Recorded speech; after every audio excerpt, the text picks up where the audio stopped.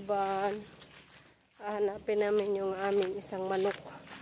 Nagala kasi yun mga kabayan at nagustuhan siguro niya dito kay Ate Iban. Laging pumupunta dito, madalang na lang umuwi sa bahay. Oo, magbenta muna kami ngayon ng manok para pangdagdag gastusin. Ay, nako. Asa na ka? Nagdakaglaw? No, madakpan da ito.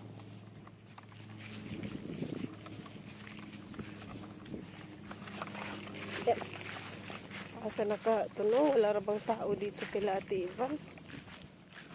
Pero kilala kasi namin yung aming manok dahil may lahing Brahma yun.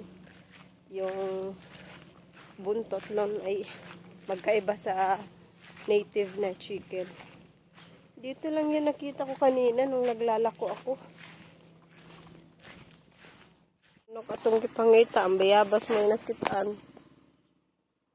Tanang, let's... Uy, hilaw pa man na.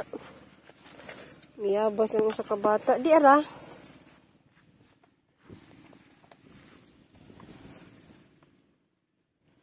Di ara, uy da.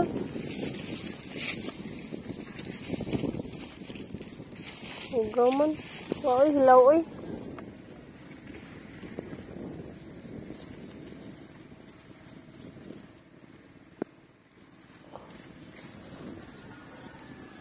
Diba? Tali na, uli na ta. Hilaw pa man na, uy. Ayaw sana iit, kay hugasan pa na, ha? Diwa siya nung ni Mama B. Kaya na anay abog. Guys, kulang na talaga yung aming manok.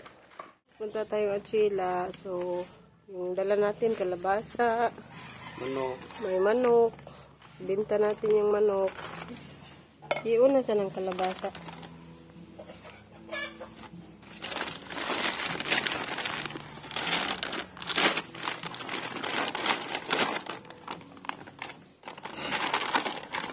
At pagkatapos nga namin may benta yung manok, ay dumiretso ako dito sa likod ng bahay para manguha ng mga dumi ng kalabaw at baka dahil magtatanim na naman tayo mga kabayan. Keep on watching lang. Guys, manguha tayo ng abuno ng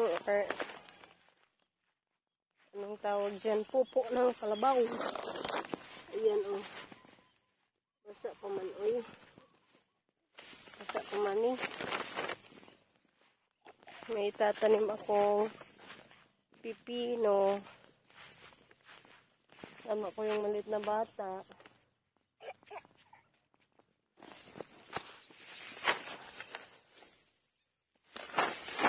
Hindi man dyan sa morsi ko magkuan, uy. Dadaan.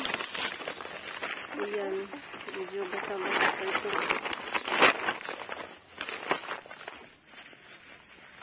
Nasa pa rin itong nakuha ako.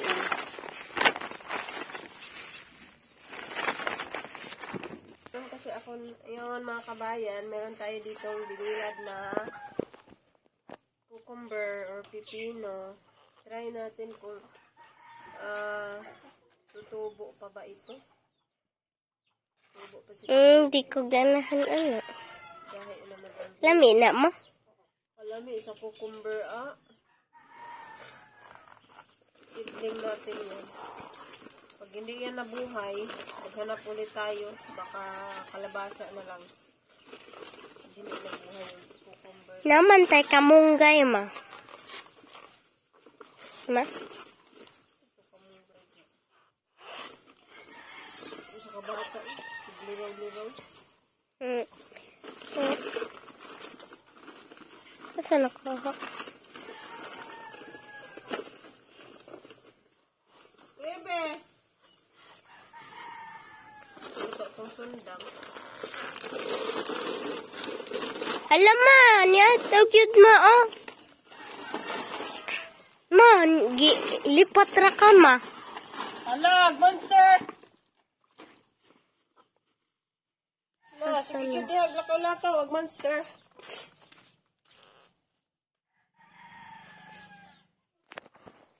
Yan na si Papa oh.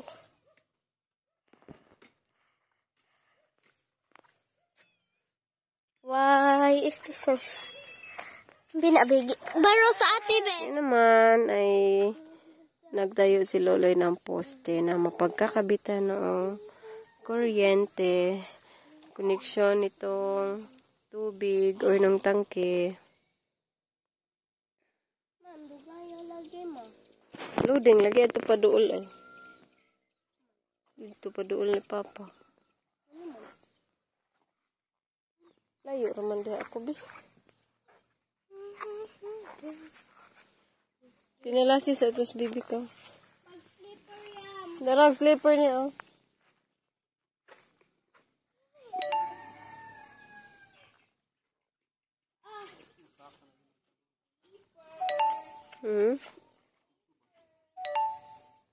Diyan na sapa. The next day. At another day na naman. So, hindi ko nahatid kay Ana yung kanyang ulam nung isang araw at yung kanyang tinapay. Plus, may pinadala pa si Auntie Luz na allowance niya galing kay Ma'am T. Thank you so much, Ma'am. Ayan, meron din para kay Lian. Oh.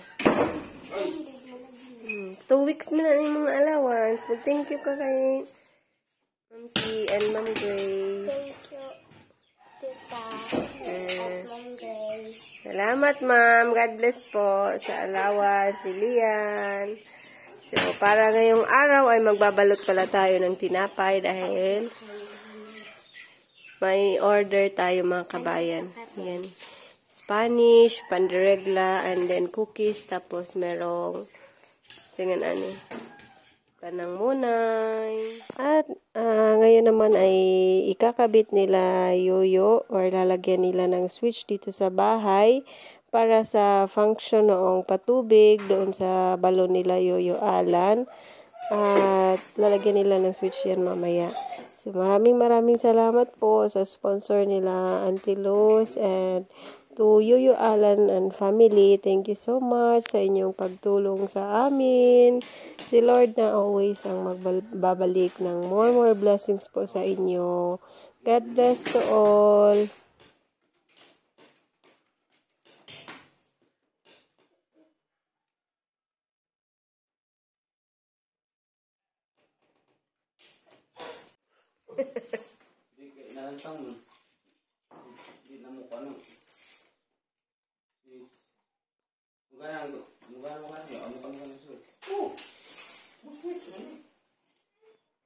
At ayan, natapos na rin yung pagkabit nila Yoyo Alan ng function dito sa bahay. Maraming salamat po at natapos na yung project talaga. Nabuo na yung project na patubig. Thank you so much po sa sponsor nila Yoyo Alan. Sa inyong family po, si Lord na po ang magbalik ng more blessings to you, to all of you, ma'am, and to Yoyo Alan and family na sila yung ginamit ng ni Lord para maging channel of blessing namin dito. Sa inyong lahat po, ma'am, and to our silent viewers, thank you so much, everyone. Salamat sa inyong pagsubaybay sa amin. Salamat sa walang sawang support ninyo sa amin po, mga kabayan.